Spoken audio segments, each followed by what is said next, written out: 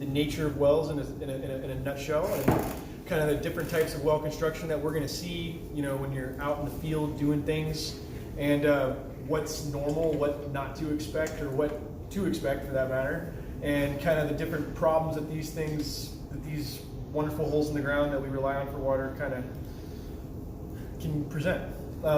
Anywho. Yeah, unzoom it. Okay. Perfect. So basically, I mean, there's a remarkable amount of wells in the county. And if you ever go to the Department of Ecology well lookup page and you click the map view, it'll blow your mind. You'll never find one on that map, I'll tell you what. You can get as close as you can, but there's so many. I mean, I know people that have 6 wells on one piece of property, because pioneer wells that are unregistered, that were dug, 75 years ago, will not show up on the Department of Ecology's well report lookup sheets. That doesn't mean it's a non-viable well though. Plenty of old wells that are the Doug style wells, which is the first well type we're going to talk about, which are concrete case wells from anywhere from I've seen them 6 feet in diameter, 5 feet in diameter, all the way to a very narrow concrete tile well that's only maybe 10 inches in diameter, maybe a little bigger. Because back then I think they used to use whatever they get their hands on. A dug well is called a dug well because it's literally dug with a shovel or a clamshell digging apparatus of some sort. And basically it involves digging a big hole until you hit groundwater and then stacking concrete tiles, like sewer tiles essentially, until they get to the surface. And those wells are generally under 30 feet. It's really rare when you see one. I mean, I think the deepest tile well I've ever seen, I think was like 40-some feet, which I was amazed that they were able to do that because, I mean, it's not a drilled well. I mean, they have to dig this hole and then stack these tiles in before the well caves in. I think that also absolutely has to do with what kind of material that we're digging through in order to get to the water. Because at that depth, you've probably gone through a clay band or two or anything like that. But normally, most shallow wells that you see that are dug style are under 20 feet deep. Maybe 25. I just checked one yesterday, and it was exactly 20 feet. We were looking at it, and the problem with dug wells, the biggest issue that the Department of Health has, and issues that we can run into with dug style wells, is surface water intrusion. In fact, the county has been getting a little bit more uppity about this lately, about even though a well that has been in use on a house for a long time, like if you want to do an addition to that house or sell the house, so we'll get into that in a minute. But I mean, anytime you need something, they might make you bring the well up to a code, which is for a dug well is kind of a joke because it really isn't one. I mean, it's an unsealed tile well, so it means every tile that they drop in, the other tile just sits on it with gravity, so things can intrude into the well at any height in the well. And that's where I've seen all kinds of, land mammals inside wells, which is why the county has an issue with them, is because they're non-surface sealed.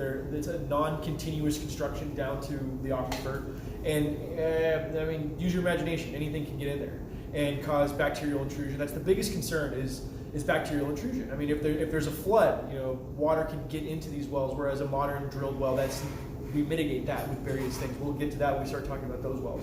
But mainly, the biggest issue with a tile well is getting a passing bacterial on it. Just because it's a tile well doesn't mean it's going to fail. It just means it has a higher potential to fail.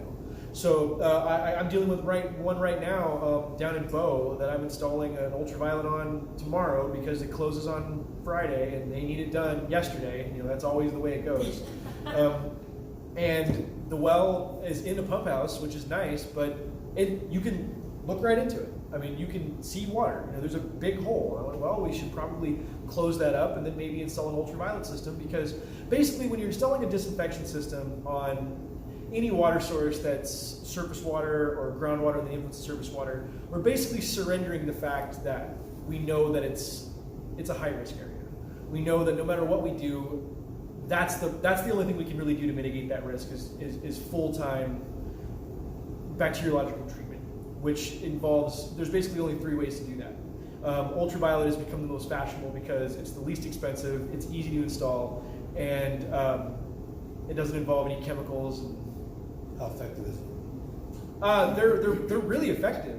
The problem with ultraviolets is that it provides no downstream residual. Like chlorination, the reason why municipalities still chlorinate, why when you take a shower in Bellingham you get chloroformed, is because one, they're pulling out from a surface water source, the lake, which is even a higher risk. Like surface water sources are the other thing we're going to kind of touch on a little bit, where we boat in there, all kind. I mean, they always tell you every year, like, we're going to close down Blowdale Donovan, but our drinking water comes from here, so it's like, okay, like, we can't swim in it, but you sure as shit can make coffee with it, But so in order to mitigate that, they just nuke this water with chlorine, and the reason why they like that is because they can come to your house and they can test chlorine residual on site, which means they pull out a little tester and they go, oh, we have 0.5 parts per million free chlorine. Free chlorine means that it's absorbed. The chlorine is the organics in the water, contaminants, bacteria, heavy metals have absorbed all the chlorine they can, and there's enough left over that it can be measured on the free scale. So you have to have free chlorine when you're measuring for bacterial contamination and disinfection. So the state likes chlorine because it's measurable.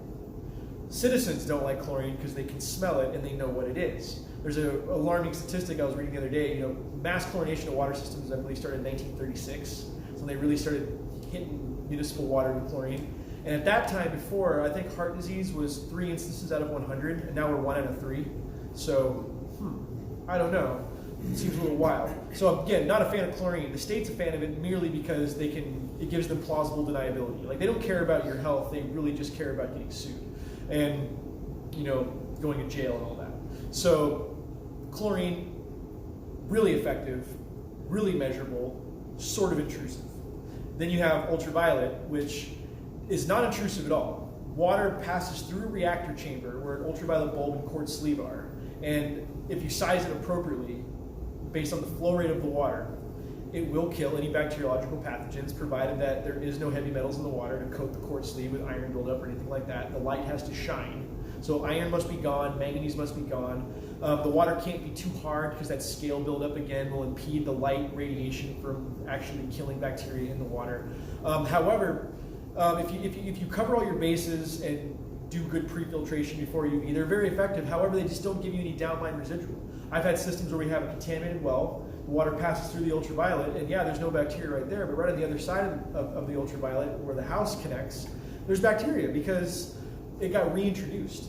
Maybe the bulb expired for a year before they replaced it, and then a bacterial colony started while it's like someone left the door open, Now we got to shut the door again, but we got to kill all the intruders before we can guarantee kill again. So the downside of an ultraviolet is it basically is dependent on this sterile environment that you have to create downstream of the unit. And if that gets messed up, you have to re-sanitize, which means that we are using chlorine to re-sanitize so we can keep that area sterile. It's basically, you got a hole in the fence, you got to fix the fence, but we still got to take care of any rodents that got in. And that's the downside of ultraviolet, but they're very good value. They're easy to install. People like them. They're sellable. Because at the end of the day, we're trying to close these things, and we want people to feel good, but I also want it to work. And UVs checks a lot of boxes on that regard. The third option for disinfection is ozone. Ozone is kind of a blend of both almost, because ozone is created in ozone generators through ultraviolet radiation, and ozone is an O3 molecule. It's a charged oxygen molecule that kills bacteria. I think it's 3,160 times faster than what even chlorine does. It actually kills under the premise of what's called lysing, which it explodes the bacterial cell from the inside out, versus chlorine kills under the premise of insanguination, or basically strangles it, which is why if you do chlorinate, you have to go big or go home, because if you don't chlorinate enough, the bacteria will sacrifice the outer portion of the colony to preserve the core. So I'll have people go, yeah, I've sanitized 3 times, and we're still getting it. I'll go, well, how much chlorine did you use, and how long did you let it sit in the lines? They're like, oh, a whole hour. And I went, oh, well, that's not enough. You kind of need a day. You need to really make sure that contact time between the chlorine and the bacteria exists so you can actually kill this stuff.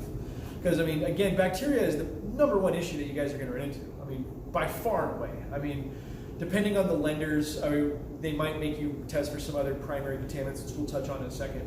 But anyway, ozone is another option. If someone's pulling from a reservoir, like a concrete in-ground cistern, ozone becomes a very viable option. It's a little bit more expensive than ultraviolet, but it can do more for us. It's also an oxidant, which if we're doing some other filtration for iron, manganese, or any other heavy metals, it can aid our filtration as well as kill bacteria. So it's kind of a matter of just figuring out what the best fit is for all the things in the water, and if it fits, then maybe ozone is a better choice than ultraviolet in some cases. But that's what I'm for. You know, I'm the one that kind of looks at the other things in the water that we might want to be dealing with beyond bacteria, and we make the decision, you know, along with the, you know, whoever's paying for it, what we can really do. Because that's the end of the day. I mean, it's one thing to propose something. I got to get someone to write me a check, and that's sometimes fun. But bacteria, number one thing. Other issues that we run into on the primary side, contaminants, are things like nitrates, arsenic, EDB12-DCP, disinfectant byproducts, which are, you know, chemical intrusions, man-made chemicals. Those can definitely torpedo something. Like arsenic is a really dirty word that when it shows up on a test, it's bad. But you guys might not always be testing for nitrates or arsenic. I think that a lot of times depends on whether the buyer is concerned about it or whether the lender is concerned about it. I know if you do a VA loan, they want everything because that's just how a VA is. Other lenders can be the same way, but it's kind of a case-by-case thing. That's normally when one of y'all calls me, I usually ask, like, what, are we testing for just bacteria, or do you want nitrate and arsenic as well? And that's one of those things, well, you know, if we need to do it, we will. They're about $25 a test. And if we think there might be, you know, arsenic or nitrates, it might be worth doing. Otherwise, you know, don't do it. Do what you're made to do. You know, don't go any further unless you have to. It's all fixable. It's just a matter of whether or not you're under the gun to actually get these numbers back or not. Now, to kind of change directions a little bit from tile style wells to a modern drilled well. Modern drilled wells are 6 to 8 inch casing, or even as small as 4 inch casing ductile iron wells, which are by far the most common, and they can be anywhere from, you know, 30 feet, 35, 30 feet deep is kind of like the minimum depth you'll see for a modern drilled well. They really don't like to go any shallower than that, which even though sometimes they probably should because the water is better higher, they just, once you go drilled, you're kind of down to 30. What's the material of the sleeve? Oh, it's ductile iron, just like a water main. I mean, it's a 1/4 inch ductile iron casing that's 20-foot lengths that's welded at each length. So, and then it's also surface sealed with bentonite. Bentonite is a mineral that comes in like a crumbly, it's like crumbly bagged stuff, but when you hit it with water, it turns to slop. And what it is, it's a moisture barrier. So if there was a flood or something like that, or like if you've got a well next to the river and the river floods, you know, you're not going to get a bunch of river water getting into your well because that bentonite turns to jelly, and it basically keeps any surface water from getting into the aquifer and causing any kind of contamination. So that's why when a big important point is if I get a call from someone like yourselves where, you know, you failed bacteria, I always kind of want to know a little bit of background. Like if it's on a dug well, I'm going to be more inclined to believe it's a fail. If it's a modern drilled well, I'm going to be more inclined to believe it's a false positive, and it's something that we can maybe sanitize, get a passing sample, not have to install it in gear. Because if you have a modern drilled well, the odds of it actually being full-time contaminated in the aquifer are extremely rare, maybe like 1 out of 50. It's very rare to see a modern drilled well actually fail for real bacteria, and especially after a full sanitation. I mean, you can introduce bacteria anywhere. I mean, it's not that hard to do. But at the same time, it's just not that common for a modern well to fail. So it's one of those, that's why my biggest thing for you guys to do is if you're listing a house that's on a well, get a bacteria right away. Like the day that you get the listing, get a bacteria sample, because it's good for a year. And I'm hoping you guys are gonna sell it in a year, right? I mean, it's sort of the goal. So if we do fail, we can get ahead of it and not end up putting in something we don't need. Because half the UVs that I put in for realtors probably don't need to be there.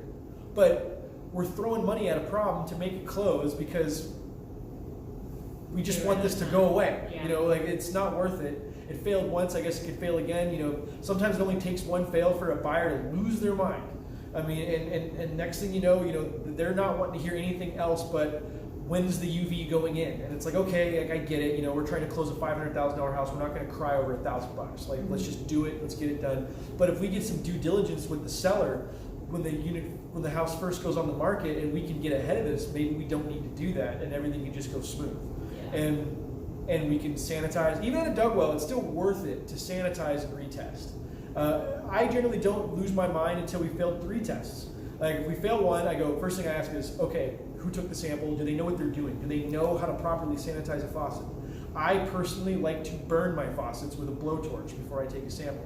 I usually I go to an outside faucet, I turn the water on for about 10 seconds, I shut it, I burn the mouth of the faucet with a blowtorch, and then very carefully take the lid without looking at it cross-eyed or anything like that. Open the faucet very slowly, fill it, cap it, good to go. You can also use a rag soaked in hydrogen peroxide or some bleach to kind of wipe the mouth off. Then you want to let it kind of sit for a few minutes to let the chlorine. I don't want a false negative either. I want to know. I mean, it's nice to have a pass, but I want a real pass. So if you douse the faucet with too much chlorine bleach solution, it could get into the sample bottle, and then you're just going to have a false negative, and that's almost worse than a false positive. And we don't want that either. So help me understand why this is the faucet nozzle versus earlier in the pipe. Well, because it's just exposed to the atmosphere. It's something that people touch. Inside the pipe, not a lot we can do about that. I mean, if we fail, we will sanitize, but we need to exercise our due diligence on the faucet we're actually testing. Because, like, aerators need to come up. I don't like taking them inside. I've heard people go, yeah, I took it from the kitchen sink. And they're like, well, did you remove the aerator? Oh, no. Well, there can be crap on that aerator that's going to contaminate the sample. If you breathe on the lid of the bottle, you can cause a fail. It's that sensitive. So we just want to eliminate as many variables as possible. And one of those variables is the mouth of the faucet we're testing. It needs to be clean.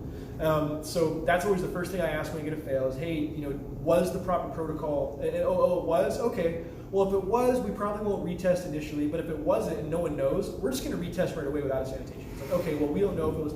I've heard of people that have dipped it out of the bathtub. I'm going, well, I wouldn't trust it if it did pass. I mean, are you kidding? That's insane, but I've seen it. No, we're not dipping anything. We're filling very carefully, putting a lid on and running it right to the lab. If you let a bacteria sample sit for 3 days or even 2 days, it's no longer a good sample. It can give us a false negative, because if bacteria, tell you what, you want a bacteria sample to pass, put it in the microwave for 30 seconds. It will pass, like every time. So there's some things we always want to find out when we get a failed bacteria. And then if we fail again, that's when we do a full-blown sanitation. And then we test again, and if we fail that one, that's when we know for real that the well is actually giving us a problem that's not something that's external. And then from there, we want to actually talk about a solution full-time. But until we've gotten to that point, we might not need it, and that's why it's good to get ahead of it right away, so we got some time to actually wring these issues out before we're just jumping in and maybe doing something that someone's paying for they don't have to pay for. But at the end of the day, I know how things go. This stuff happens all the time. So when it comes to the other primary contaminants, usually nitrates and arsenic, again, the two the bugaboos that kind of come up. Both those things are fixable, but they're also dependent on other situations going on with the water that dictate the direction of treatment that we go for those two primary contaminants. So I'm not going to get too deep into those. Just know that if you're required to test for them, we'll do it. It's not that big a deal. There's no protocol on taking those tests. You can take a nitrate and arsenic test with a 2-liter bottle. There's no special bottle that you need. It's nothing, you don't got to sanitize anything. You just take the test. They might make you transfer it to another one at the lab, maybe, no big deal, whatever. But the other contaminants that we deal with wells, are considered secondary. I mean, they're not a public health risk, but I'll tell you what, I mean, if a house looks bright orange from iron, then, it's probably going to cause some issues with the sale. So those are the other issues that you're going to run into, black staining, orange, white scale buildup on any chrome or glass. But whether or not that's an issue it depends on the buyer. The buyer might not give a crap. They might know that they might have a plan already. Like, okay, we know the water's bad here. We're going to deal with it ourselves. We're not going to involve the seller. But it doesn't seem to go that way these days. Everyone's trying to leverage something. I mean, it always seems like that's what's happening. It's like let's find whatever leverage we can and just needle the seller until he lowers the number, whatever. I get how it goes. I mean, I'm in business. So, I mean, those are the little things that you also want to look for. And the clues we're looking for is toilets. I mean, when you're first listing a house, always check the tank, toilet tank. No one ever cleans that. Lift the lid, see what's up, see what color it is back there. If it's black, generally manganese is the culprit. If it's orange, it's going to be iron. Again, the other obvious things, rotten egg smell. That's usually a killer. I mean, you can't hide that. Someone's going to open a faucet and they're going to smell it. And yeah, okay. Again, all fixable. We can filter iron. We can filter manganese. We can soften water. We can eliminate odor. That's all stuff that we can deal with. So I don't want. I would always tell people, like, don't make this a reason why you're not buying this house. This is all fixable stuff. If you really like it, we can deal with it. But as far as yes. I had a question on iron. Yeah. So I'm selling a house right now, and the buyer got a water test done. The water test says that 0.3 ppm is what it should be for iron. 0.3 is the staining level of iron. So Okay. all heavy metals have a staining level. That's a good point to bring up. All contaminants have a maximum contamination level. Like primary is like you can't have over 10 parts per million nitrates. You can't have over 10 parts per billion arsenic. Those are considered fails. All we got to do is get under that threshold. We're good. Coliform, the bacteria is pass or fail.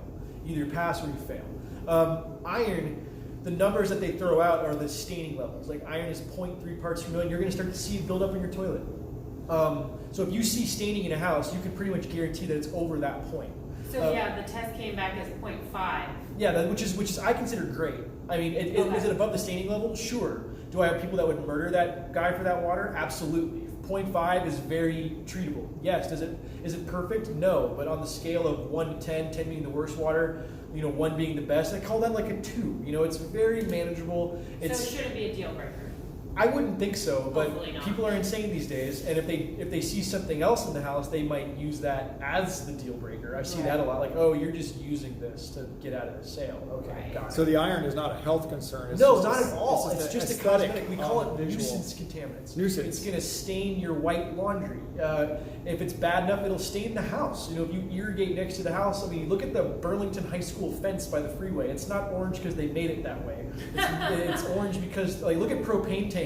That's another dead giveaway. If you see an orange propane tank on a county house, that water's probably got iron in it. Because that didn't just get there. It's because the sprinkler is misting it on there, and it's oxidizing and precipitating, but it's not a health risk, which kind of blows my mind because the county will lose their mind over nitrates, but we're all eating like bacon and hot dogs, and then at the same time you can have a pile of iron that is not healthy, but it's not considered like another one that's a weird one, salt water.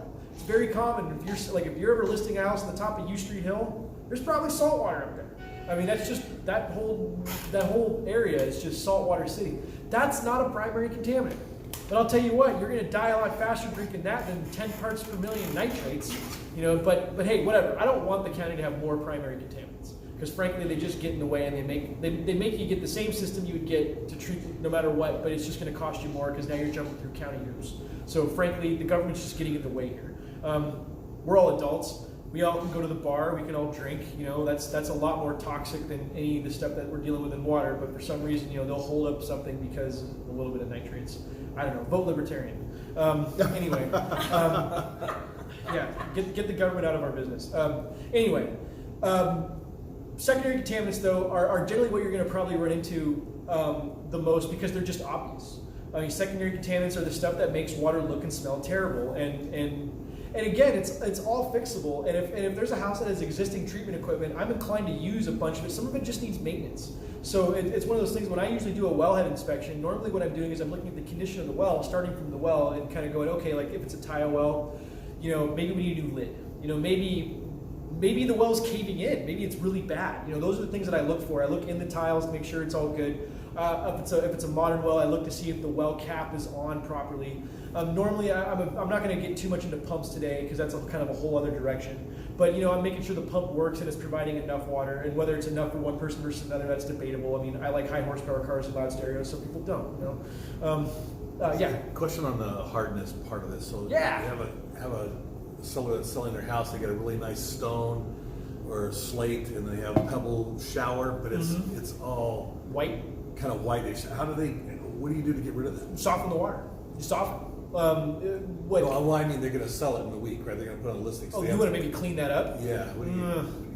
Citric acid, CLR can be effective. Yeah. But it can be a pain. I mean, some surfaces it just does not want to come off, especially if it's all pebbly. You're not going to be able to scrub it that good. That can be fun. I mean, I would apply CLR or make a solution of citric acid and let it sit on there. I mean, that's how you clean dishwashers.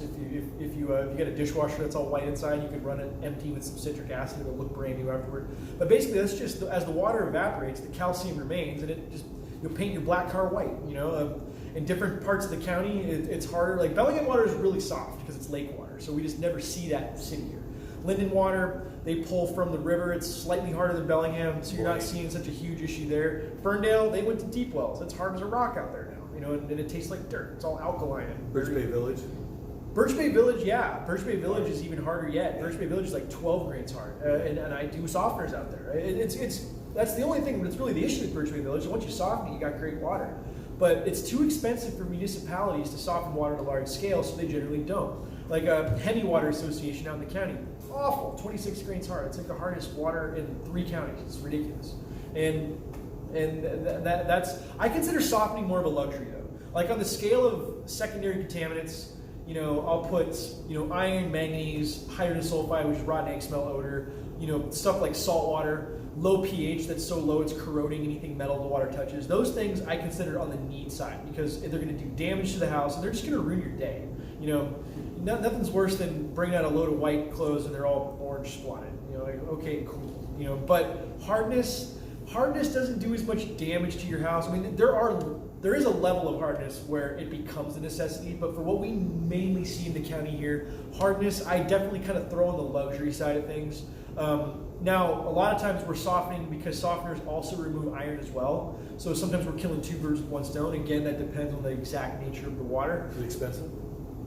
Depending on the size, the smallest softener I build runs about $1,400. The biggest softener I've ever built, I did for a water association, it was $30,000, but it also treats 170 homes. So it's a good value if you look at it that way. Yeah, you can go, I mean, the size of the softener is dictated by how many bathrooms the house has. If we're doing a 7,000 square foot house, they're gonna get a bigger softener than a 1,200 square foot house. And that's all depending on, you know, what the customer actually wants. But softeners can range from, you know, say $1,400 to $3,500 maybe on the highest end, crazier softeners that do a little bit more. And treatment generally, if you're spending more than $5,000 with me on treatment, you got some pretty awful water. I can do a lot for, you know, $3,500. $3,500, I can correct 90% of water treatment problems pretty easily. So it doesn't have to be ridiculous, but it's definitely those secondary contaminants, though, although not a health risk, can certainly cause issues. But I just want people to be aware that it is all fixable. I can pretty much take whatever quality water within reason and get it to whatever quality the customer thinks is good. You know, because all our ideas of good are different. I got people that want to flush their toilets with Aquafina, and then I got people that will drink from a straw, out of a puddle. So it just depends. You know, some people really care, and some people don't give a damn, and it blows my mind. You know, I'm going, okay, you know. But my motto is, if you don't care, I can't possibly care. So, but if you do care about something, it's my job to care about it and give you a solution that 1 is affordable and 2 gets the water where you want it. But everything is essentially fixable for the most part. The only thing that really becomes a bugaboo is a low producing well, and I suppose we'll touch on that a little bit. Water availability can be an issue with wells, and that's and where that is shown is on the well report, which is kind of dicey to get sometimes because even wells that were drilled legally, even modern drilled wells, a lot of times the Department of Ecology just won't have the report because they had a fire in the 70s and they lost a bunch of stuff. You know, the beauty of government. And they lost all kinds of, so you might not be able to furnish a well report. And then if you need a real flow test where you can actually see what the well actually produces, that's where you need to call a driller. And they actually do what's called a pump down test. And they measure how far the well is getting pumped down at a specific flow rate. They measure how many gallons a minute the well recovers. And that's expensive. You know, that they gotta pay a guy to sit out there for 6 hours and take measurements all day. And yeah, it costs money. Now, that's one of the few things that I personally am unable to do because I am not a driller, I'm not a licensed driller. So when it comes to figuring out exactly what a well actually produces, gallons per minute wise, sometimes we've got to farm that out.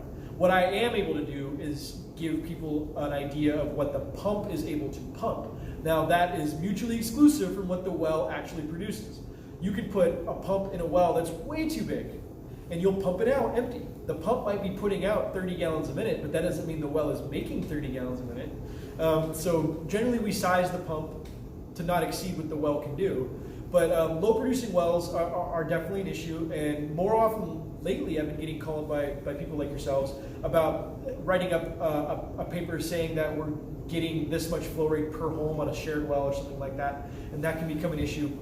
And that's just a matter of measuring what the pump is actually capable of for the most part. Because normally we will have a well report, and it will have a pump test that was done when the well was installed and whatnot.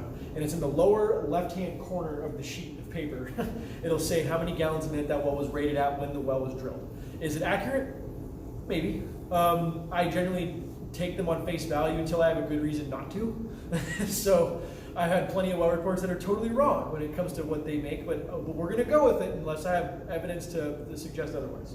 But that's definitely a thing. My par for a well is 10 gallons a minute. If I'm buying a house, me personally, I want that well to do at least 10 gallons a minute. And if it does under 10 gallons a minute, I mean, you can really run a household. You probably could run a household on 6 to 8, but you're not going to be able to run as many faucets at once. You're going to kind of be budgeting a little bit. There's things you can do to mitigate that, like extra pressure tank, stuff like that, to kind of make up the difference of having a slightly subpar well. But if you get below 6 gallons a minute, that's where storage becomes an issue, and we're sending the well water to an atmospheric storage tank, so we can collect more water, and then we send it to the house at 10 gallons a minute. Because even a 1 gallon a minute well is very viable for a house. Because if you put in a 2,000 gallon cistern, 1 gallon a minute is still 1,440 gallons a day. So most people aren't going to go through that much in a day. That well can pump literally all day to keep that tank full, and then you can pull off that tank at whatever flow rate you want or you desire. So that's definitely something. If you see a reservoir at a house, generally that indicates the well is a lower producer. What it actually produces, some people put in reservoirs again at like 5 gallons a minute. Some people, maybe the well is as low as 1 or even less than 1. I had one the other day. It's a 1/4 gallon a minute. It's awful. We would try and drill a new well, except we're not confident we're going to find more water on that property. That's the other thing, is some people are like hot on trying to drill a new well. Well, guess what? You're still in the same yard. You might be $8,000 poorer and still have the same water you had before with just as little. And then where are we? You're just poorer, and we're still talking about the same stuff.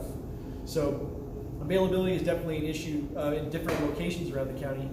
But it's a case-by-case thing. It just depends on the size of the house. But we can do whatever we can do to make the buyer happy.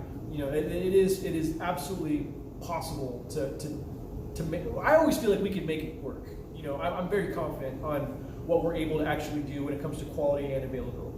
And again, also just making some of these little issues go away at closing by exercising diligence at the beginning. Like the more stuff we do starting out right away, the less headache we're going to have later. And like I had a good one today. Actually, yesterday, I got called out to evaluate a well, and because the buyer, I was called out on behalf of the seller's realtor, and the buyer wanted a whole house filter installed, and that was their stipulation, was a whole house filter, quote unquote. And I went out there and I tested the water. Sure, there was a little bit of iron, which would warrant a whole house filter to filter iron. But looking at the well report, it failed coliform. And I went, hey, you guys failed coliform here. I called the seller's realtor, and I said, you really need to filter the iron and do an ultraviolet, because it was a dug well with a hole in it and stuff like that. And I went, this is one that we would probably just jump right out and go to straight disinfection right off the bat, not monkey around. Plus the closing was within a week. I said, you need the iron gone before we even go to an ultraviolet, or the ultraviolet won't work. It'd be very unethical to put in an ultraviolet without taking care of the iron, because it just wouldn't work.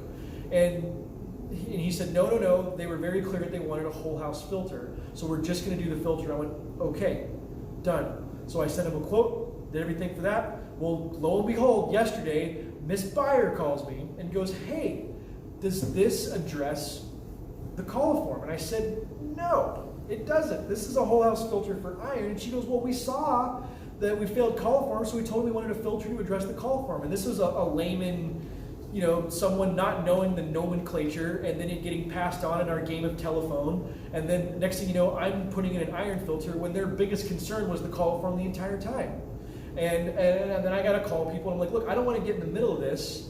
Like, this isn't my fight. I'm just doing what I'm told. But I mentioned that this might come back, and I'll tell you what, now she's having me send her a thing saying the system you're putting in does not address this, and they're going to try and do an addendum to the seller. And I was like, this is going to turn into a disaster.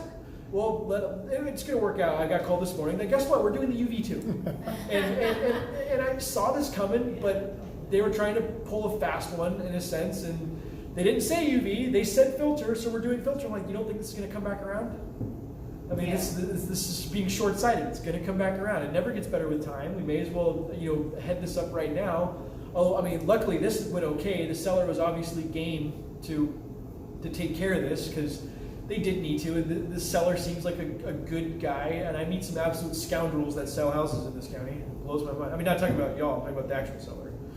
Terrible people that don't want to do anything, and they'll hide anything no matter how bad it is, and it's just awful. I'm trying to chase a Canadian for money right now, and if I find him, it's on. But he's staying out of the country. Anyway, I guess touched on a lot of stuff. Can you describe just like second grade terms how a well even works? Like I get like. Okay, Yeah. yeah, sorry to start with that. So a well is a hole in the ground. Yes. and depending on what the level of the aquifer is, we go down as deep as we need to till we find enough water in that aquifer to supply enough water for a house. So is the aquifer like a big lake underneath the ground? Essentially, yeah. And then there are drillers that have some aquifer maps. They have ideas of where different waters are. They have history of the neighborhood. Like, hey, in this neck of the woods, like at my parents' house, we hit water at 10 feet. You go 10 feet below the ground, we're in a lot of water. I mean, we're irrigation level water. I mean, we're 50 gallons a minute. There's tons of water right there. However, you go, like, again, to the top of U Street Hill, you could go down 200 feet and get 1 gallon. We know some things, but a lot of things we don't know. It's like going to the casino and spinning the wheel. You buy a piece of property with all the setbacks that the county puts on, like the well can't be within so many feet of a road, be so many feet of a structure. We don't get a lot of flexibility these days. It's like, well, it has to go there. We're going to go down until we get enough water. And as the driller drills, he's like, okay, this is what we're getting right now. I'm guessing this is X amount of gallons a minute, but the quality's not that good. And then he'll make a recommendation. Like, I think it's not going to get any better. I think we should stop right here and then deal with it. Or, hey, I did one last week about 200 yards that way. I feel like we could go another 50 feet and get a lot better, more water. And sometimes they're wrong. I meet people all the time. They're like, the driller wanted to keep going. I didn't. He was wrong and I was right, and he just cost me an extra $3,000. So that because you pay by the foot for a well, and they don't guarantee anything. There's a lot of empty holes in this county too that cost someone a lot of money, and they don't produce nothing. So, but a well is basically a hole in the ground that we tap into the aquifer like a straw, and then we hang a pump at the bottom of the well, and we pump that water to the surface. And like I always tell everyone, I don't fix wells. Your well has AIDS. I manage the symptoms of your well. Like, we're not actually fixing the water per se as it comes out of the ground. If I could do that, I'd make a lot more money. But we are just taking the water. I'm stuck dealing with the water the well gives me. And sometimes it changes.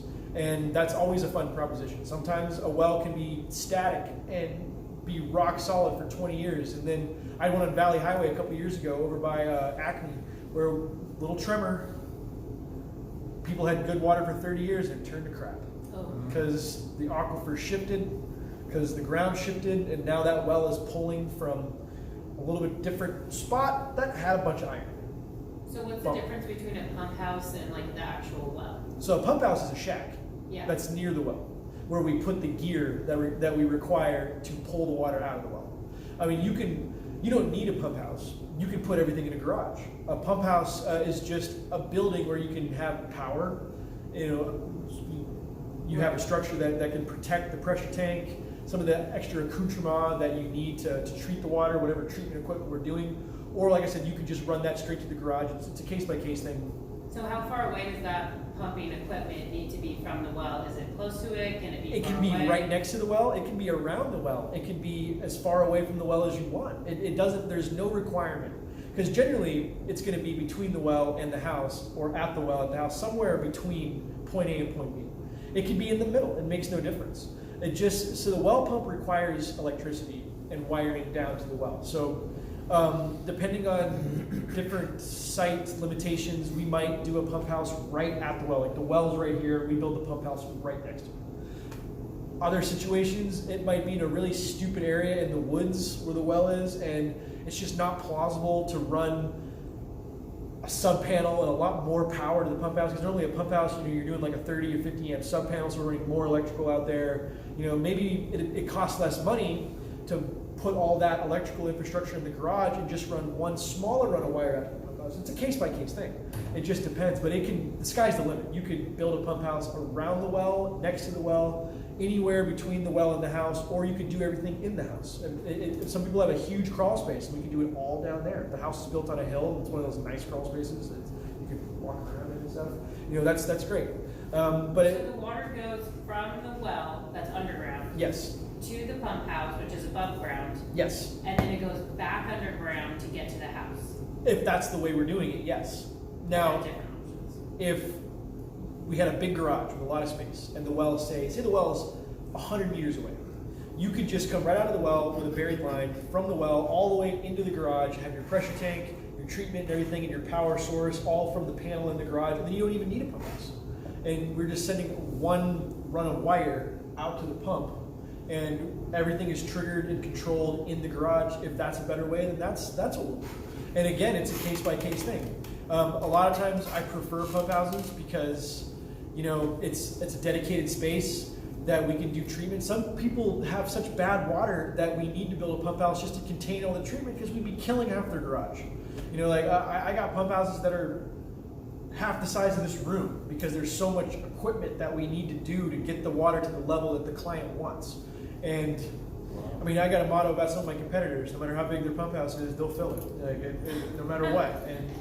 And yeah, it's a case by case thing. There are no absolutes when it comes to this stuff. There are some hard and fast rules, but that's kind of getting into weeds, and I'm not going to get into that today. But as far as pump houses are just nice because, well, not all pump houses are nice, but the concept of a pump house is nice because you have a nice space where you can do whatever treatment you need to do.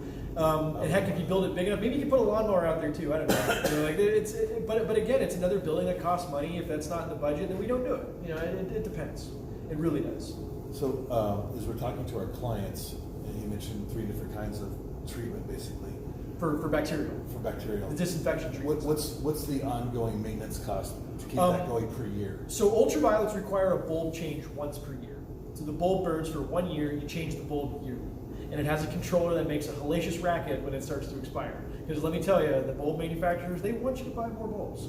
And chlorination full time, you have to maintain a solution of chlorine that gets injected into the pipe directly. And that's something that is based on how much water you use. If you use a lot of water, you're going to be out there once a week mixing a batch of chlorine solution to be injected. If it's a small house that doesn't use much water, you might go a month before you have to go out there and you buy like a gallon of bleach, dump it in, and then put like 4 gallons of water on top of it. You have this concentrated bleach solution that gets continually injected. Ozonation, when we're dealing with a tank, it's a bubbler that goes in the tank and kind of bubbles like a fish tank bubbler. And they also use an ultraviolet bulb. And those bulbs last between 18 months and 24 months. So they go a little bit longer than a regular UV bulb, but it still has a bulb that gets replaced on the regular. But that's basically it as far as disinfection. Dollars wise, bulb, $150, between 115 and 150 depending on the exact model. Usually, if I do it, I'm going to charge you a service call, which is like 85, 90 bucks to come out and do it. They're really easy. I'm inclined to train people on how to do it. Yeah. I have no problem with that. It's great. Like, here, this is how you do it. If you don't want to pay me, don't. Like, I'm a busy guy. Like, I don't like service contracts. I got too much other stuff to do. My goal is generally to enable the homeowner to handle their own business. And my motto is, if you can pump gas, you can usually figure out half the stuff in the system. Like, don't get intimidated. I'm sure you have a complicated life that I don't want to deal with. So, like, don't get wrapped around the axle about this. I think people try to stay in their bubble too much. It's like, no. I mean, it's fine if you want to pay me, that's great. But I mean, you might not have to. And especially, don't complain to me about it if I'm trying to show you also. Like, you'll get on my shit list real quick, and then I might just not answer the phone and call next. Anyway. So 150 for ultraviolet ozone. Yeah. So generally so. They're a pretty low. I mean, I usually factor an ultraviolet system. If you factored $15 a month, it's like Netflix. That's what a UV costs, and you should be good to go. And then softeners and all that kind of stuff. Well, going into that, treatment-wise, it's so case by case. Some systems are really low maintenance, and they don't got to do nothing but keep the unit plugged into the wall and pay attention. Some systems require a lot of hands-on input all the time. And that's not dictated by me. No one calls me and says, hey Lance, can you install a really expensive, super complicated hands-on system for me? I've never heard that. Usually the water dictates how complicated a system is. And the two things that cost money in water treatment, beyond just what the water requires, automation and flow rate. If you want to do less as an end user and treat more water, you're going to pay more. Like if you want the system to be more automated, that costs money. It's that simple. If you want to be more hands-on and deal with it more often, I can probably design something for you that's a little bit less, but you're going to be dealing with it occasionally. And that depends on, I get these old retired guys, I got nothing better to do apparently than just tinker with their water systems. And I'm going, man, you need to get another hobby, man. Like, quit touching my gear. But apparently that's what they want. That's fine, and we'll. Some people just want to be out there screwing around with it. Some people, I got a guy who won't even let me show him where the shutoff valve for his house is. I think that's irresponsible, and I don't know. Like you said it, like I was supposed to be proud of him for not wanting to know, but I just thought he was an idiot. Hey, whatever. When he has a geyser in his house, it's his problem. For general maintenance, like for an owner doing the maintenance on the well, how come, or this could be completely wrong, like do you have to put like salt in the... Well, that's a softener. Oh, okay. So water softeners, water conditioners require a salt regeneration. And if that's the sort of treatment that this water requires at this specific location, then that would be one of the responsibilities for that specific system. But not everybody has that. I've just seen a lot with people like have bags of whatever. Oh yeah, by the well. the most common thing that I probably do is softeners. I put in more softeners than anything else because even if you live in town, like if you live in Ferndale City and you want to fix their water, we're going to soften it. If you live in the county and have a boatload of iron, we're probably going to have a softener built into that greater system. It might be a multi-stage system and a softener might just be one of those stages. But of all the equipment that I do, softeners probably get moved the most because they do a number of things and they improve a lot of different water issues in a lot of different locations. So I just go through them the most. And salt usage is based on the water quality and your use. Some people can fill their brine tank, which is a glorified trash can that you dump the salt into, and they can check it only once a year. Some people, they're sawing through salt like crazy and they're dumping 4 bags a month in there. Because their water is just that bad. Your salt use is a function of how bad the water is. So the worse water you have, the more salt you're going to go through and the more you need to pay attention to it. Like mine, I have a softener at my house. I fill it up and check it every 6 months. And because since my water is not that hard, I just don't chew through salt that fast. So I know that every 6 months I'm going to take a look and go, okay, I'm going to go top it off. I'm going to go buy 4 bags and drag them home and drag them in my basement and dump them in. But again, that's a case-by-case thing as far as operation and maintenance of a system. When it comes to a well, though, well systems are remarkably low maintenance. Like a submersible well pump, you drop it in the well, and you do literally nothing to it for 25, 30 years. I wish everything in my life was that reliable. I want to just dump it in water and expect it to work, for decades.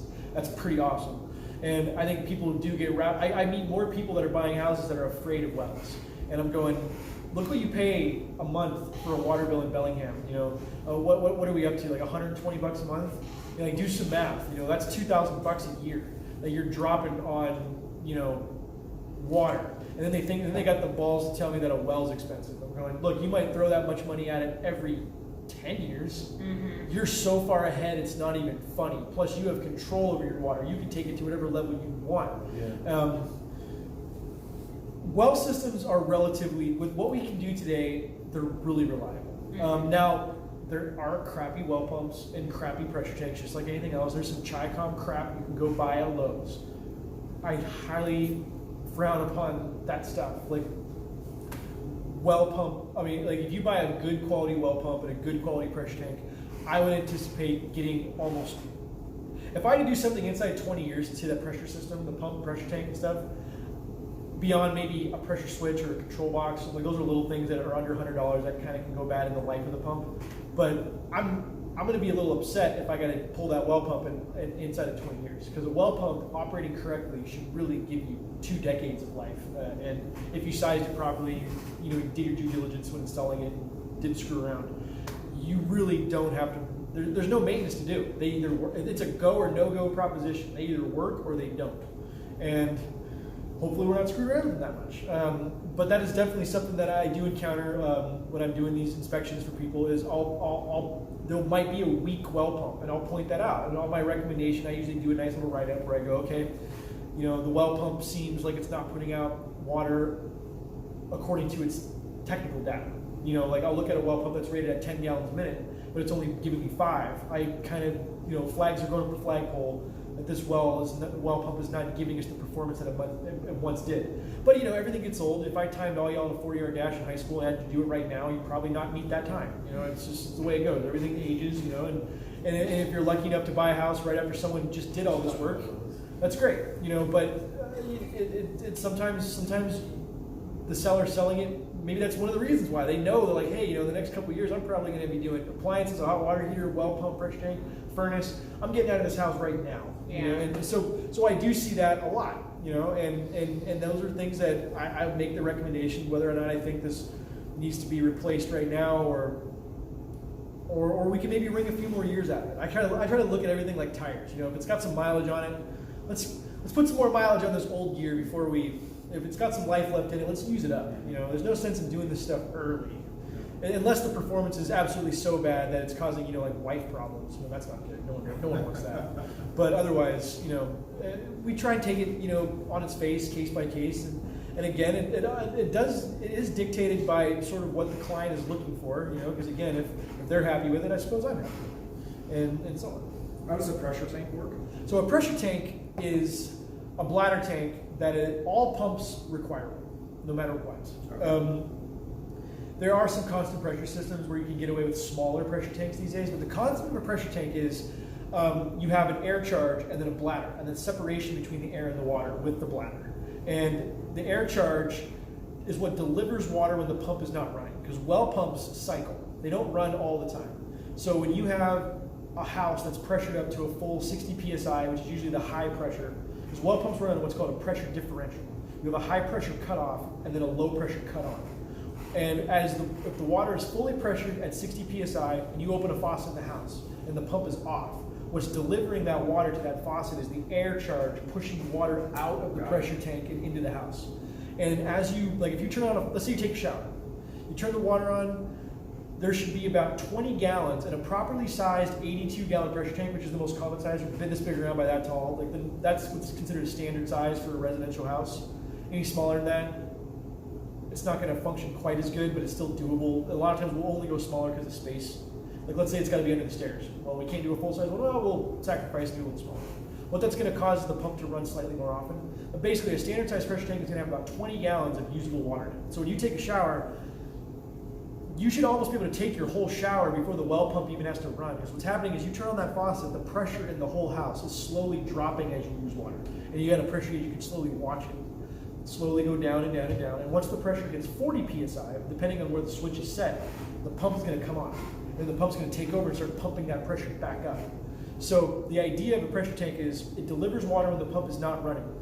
And then once the pressure gets to a specific low point, it comes on and pumps back up to that high point again. You're either descending from 60 to 40 or you're rising from 40 to 60 at all times. Like my house, I have not that strong of a pump. It's going to go soon, one of these days. But it's got mileage on it, so I'm going to let it go. I'll turn on my shower and I can tell the pressure's on the downside. And I'll be like, ew. Well, and I'll go, okay, well, I'm going to go to the kitchen and go do something for a few minutes. Maybe I'll wash the dishes. And then I'll come back knowing it's now when the pumps come on, it's coming back up. I'm like, nah, good shower. Now I'll get in. But the idea of a pressure tank is to stabilize the pressure of the pump so you don't notice when the pump cuts on.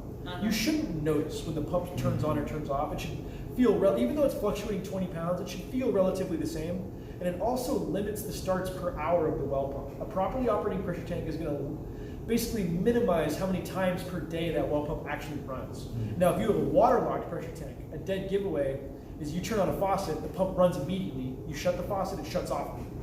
That means the pressure tank is essentially not functioning at all. You're not getting any drawdown off it. You're not getting that 20 gallons before the pump has to run because there's no air charge on it anymore. When you turn on that faucet, the pressure drops like a rock because it doesn't have that stabilizing pressure from that tank. And the pump comes on, as soon as you shut the faucet, it immediately flies right back up. It's like bam, bam, bam, bam, and that's really bad. And what it is, it's starting your pump and starting it off. Instead of maybe 8 times in a day, I don't know, like 100, maybe more. And what that does is it wears out the pump faster.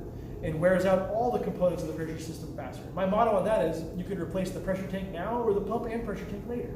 And it just behooves you to do it right away because you are basically beating that pump to death to get water. But you're still going to have water, which is why people will kick it down the curb. Yeah. That's one of the other things I find a lot when I do evaluations is there'll be a waterlogged pressure tank. And the way a pressure tank should only be 20% water, 80% air. So they should be relatively light. The first thing I do to check the pressure tank is I shake it. If it feels light, that's a good thing. If I feel it and it's like a monolith and I put my hip into it, it doesn't even move, and you can kind of knock on it, feel there's water all the way, like it's waterlogged. And then the way to test that is if there's a pressure gauge, open a faucet, and if that gauge drops like a rock, that pressure tank is bad. It should drop very evenly. Like you should have to go through 15, 20 gallons of water before that pressure drops low enough that that pump kicks on. And that's sort of an art to evaluating pressure systems a little bit, but a waterlogged pressure tank is common. Like I generally expect 15 years out of a pressure tank that's a good quality tank. The longest pressure tank I've ever seen has been in for 35 years. It's still working, so there's no sense in replacing it, but it's, we know it's old. We're throwing money in a cup. I was joking. Like once you get over that point, get ready. Don't be surprised. It's going to fail, but eventually they all will fail at some point. How much longer you get out of it? You never know. What goes on inside a pressure tank, we can't see it. They're not fixable. They're non-repairable. Like when a pressure tank dies, it dies. We throw it away. We take it to Z's, make a smoker out of it. I don't know. Just there's nothing to be done. You just buy a new one and you call it a day. And that's different than an expansion tank on a water tank. They function actually the same sort of way. They actually internally they're about the same. They're just way smaller. But the job is to absorb, hammer, give the water somewhere to go. The other thing the pressure tank does, like let's say you run in that shower and you're in the shower, you're not paying attention to what the pump is doing, you're just doing your thing. Well, right when you shut that faucet off, let's say the pump kicks on. Well, that water has to have somewhere to go then. And that's where it gets forced into the pressure tank against that air charge like a shock absorber, and that smooths everything out so it doesn't hammer real hard and it cuts on and off clean. Like, because the pressure tank the switch can have a chatter to it sometimes where it goes click, click, click, click, click, click, and then that's a fire hazard. You don't want that. So it's a shock absorber for the well pump when it kicks on. It takes that hit, so you don't feel it. And the other thing is when a well pump runs, they run at one speed, on. They're either off or on. There's no third direction. Well, they do make variable frequency, but I'm not even going to touch that. But basically, so when you are running, say a faucet like a kitchen sink faucet runs at 1.5 gallons a minute. Well, if the pump's running at 10 gallons a minute, that 8.5 gallons of surplus water has to have somewhere to go because it's not coming out your faucet because you're only asking for 1.5. So that 8.5 goes to the pressure tank where the 1.5 goes to your faucet. So that pressure tank gives the water when the well pump is running somewhere to go to press against a bladder and air charge so that everything is smooth and everything works flawlessly. And there's not a lot of maintenance to be done. Like when a pressure tank loses a charge, it's sort of a harbinger of the tank is going bad. Like I had someone go the other day, I was like, oh, your pressure tank is waterlogged, it's bad. The well pump is short cycling, it sounds like crap. And she goes, well, I think I just need to add air to it, it'll be totally fine. I said, if you came out to work today and your tire was flat, would you just add air and forget about it? No, you'd be like, why, where did it go?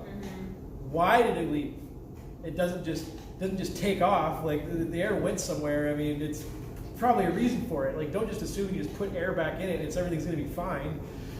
No. So, I don't know, people crack me up.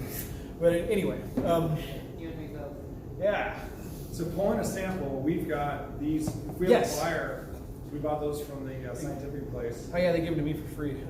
Well, yeah, we get them for free. Right, we get them for free when we take them in. Then they charge.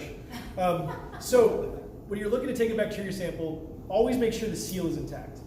If the seal's not intact, get a new bottle because we might be in fault. Maybe it is fine, but who cares? Just get a new one. And this is the one where when I crack the seal, I hold it away from myself. I look away, and I very carefully lift the lid. Kind of maybe set it in my hand, open the faucet, very carefully cap it. Don't even let it overflow if you can help it, and put the lid on it. And very, very carefully because there is some stuff in here to make sure that. And then you basically, you don't want to let it sit for more than a day before you get it submitted. They give you these nice sheets right here that actually give you a place to put the bottle number, so which is kind of new, which I really like. You know, it really matches the bottle. Otherwise, you're having to use the nomenclature. Normally, what I do is I actually try and give myself 2 points of testing availability. Like if the well has a well tag. Now, modern wells might have a tag on it with a 6-digit alphanumeric code, which is the unique well tag for that specific well. I might take the first sample on the well tag, but if it fails, I'll submit the second one with physical address. That way, because there's no sense in showing someone a failed test. Why would you do that? That's like admitting to something to your spouse you just don't have to admit. Like, why would you do that? Why would you put yourself in the doghouse for no reason? Like, so you can kind of keep that one under wraps that failed. Like, we're adults, we're gonna pass, but there's no sense in like, hey, well, we did fail. Like, why would we do that? Like, so As long as you corrected it. yeah, like there's no need to.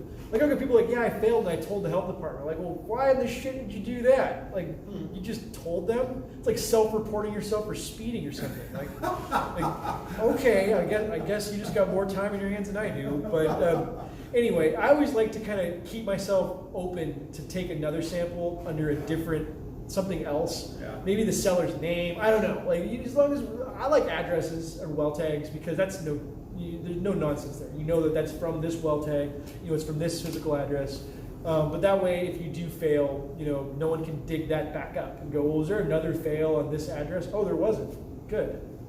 Nice. That's smart. It's not, we're not being dishonest. We're just not raising red flags that don't need to be raised. Like, it's just, it's like the same thing with any of this stuff. It's a sensitive thing. We don't want to do that if we don't have to. Like, So if I understand what you're saying is you take the well tag sample, if it fails, you correct the problem. and you then take we another sample resample, and I would with submit it under another banner, I guess. Just cause it's just covering our I asses got it. a little bit, That way, so, I mean, there's some crazy people out there that got a lot of time on their hands. They're tweeting strangers on the internet and stuff. I don't know. But That, we have the same rules on the seller disclosure form. Yeah. If the roof leaks or it leaked, we don't really need, let's say the roof leaked 7 years ago. yeah, we don't put a need new to roof bring on up the it. past. So we put the new roof on it. Yeah, We what's- don't have to disclose anything. Yeah, why would we? We don't need to get into the weeds here. Like we had a sink overflow, like 10 years ago. We had this. Yeah, like that would be insane,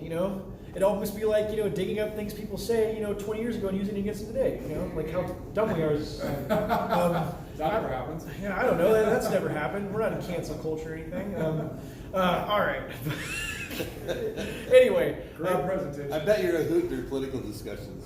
it can get real. Any other questions anyone has? Oh, this is great.